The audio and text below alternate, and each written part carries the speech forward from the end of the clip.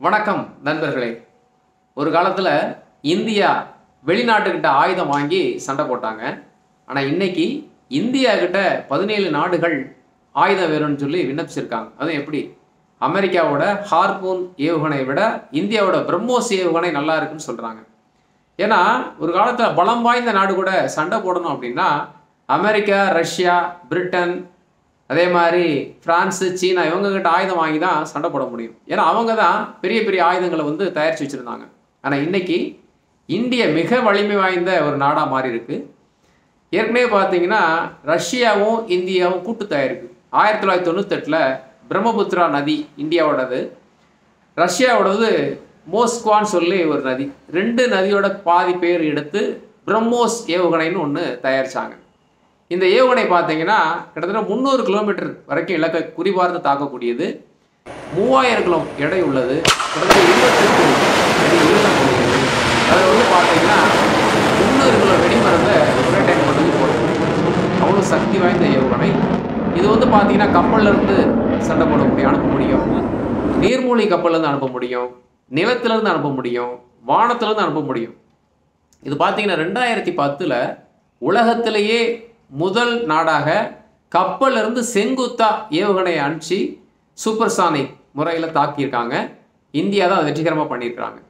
பொதுவாக பார்த்தீங்கன்னா ஒரு நாடு எப்போ வலிமை வாய்ந்த ஆயுதங்கள் சக்ஸஸாக இருக்குதுன்னு பார்த்தோம்னா ஏதாவது ஒரு போரில் வந்து அது வெற்றி பெறும்போது தான்.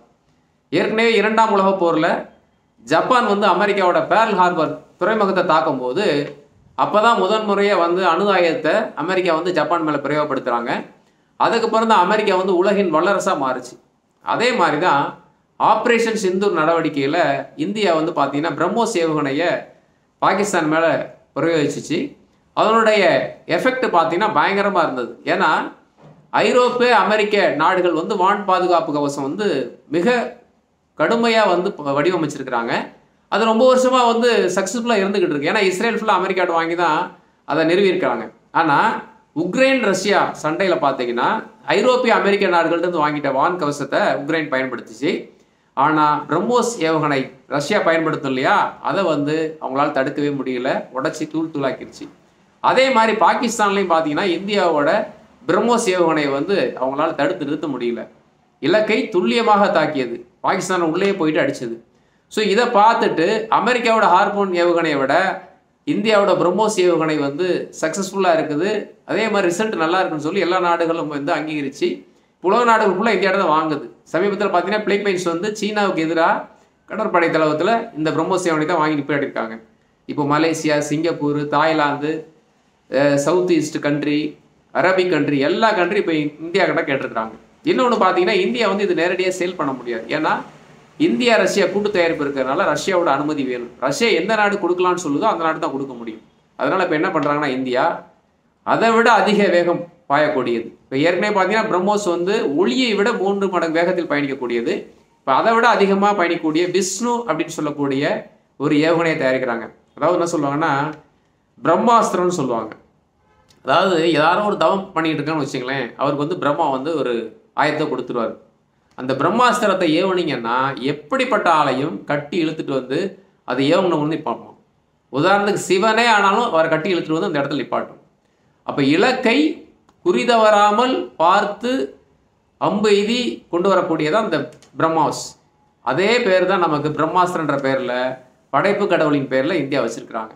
ஸோ அந்த அஸ்திரத்துக்கும் அண்ணனா விஷ்ணுன்ற ஒரு ஏவுகணை இந்தியா தயாரிக்குது. இந்தியாவோட சொந்த தயாரிப்பு தயாரிக்கிறாங்க. இது வந்து பார்த்தீங்கன்னா 3500 கிலோமீட்டர் வரைக்கும் பார்க்கக்கூடிய ஒரு வேகத்தில் தயாரிக்கிறாங்க. இது வந்துச்சு அப்படின்னா இந்தியாவே நேரடியாக சேல் பண்ண முடியும், ரஷ்யாவோட அனுமதி தேவையில்லை. ஆனால் இப்போ கையில் இருக்கக்கூடிய பிரம்மோஸ் ஏவுகணை இந்தியாவில் பார்த்தீங்கன்னா மிக மிக வலிமை வாய்ந்த ஒரு நாடாக மாற்றிருக்குது. ஏன்னா ஒரு காலத்தில் பார்த்தீங்கன்னா இண்டு சுசுகின்னு பைக் தயாரித்தாங்க. அதுக்கப்புறம் வந்து அந்த சுசுகின்னு டைரெக்டாக தனியாக போயிட்டாங்க. இந்தியா வந்து டிவிஎஸ் மோட்டார் கம்பெனி தயாரித்தாங்க. ஸோ ஒரு நாட்டோட அந்த டெக்னாலஜியை யூஸ் பண்ணி முதல் கூட்டு தயாரிக்கிறது, அப்புறம் அதே டெக்னாலஜியை ஓன் யூஸை பயன்படுத்தி வேறு விதமாக தயாரிச்சுக்குவாங்க. அந்த மெத்தட் தான் இப்போ இந்தியா பார்த்தீங்கன்னா இந்த பிரம்மோஸ் ஏவுகணையுடைய டெக்னாலஜி எடுத்து அடுத்து ஒரு ஏவுகணை தயாரிக்கிறாங்க. அடுத்து இந்தியா பார்த்தீங்கன்னா உலக அளவில் ஆயுதங்களை விற்பனை பண்ணுறதுக்கு அளவில் மிகப்பெரிய நாடாக மாறி இருக்கு. இது எல்லாமே இந்தியர்களுக்கு மிகப்பெரிய ஒரு பெருமை. அடுத்த சந்திப்பில் சந்திக்கலாம். நன்றி.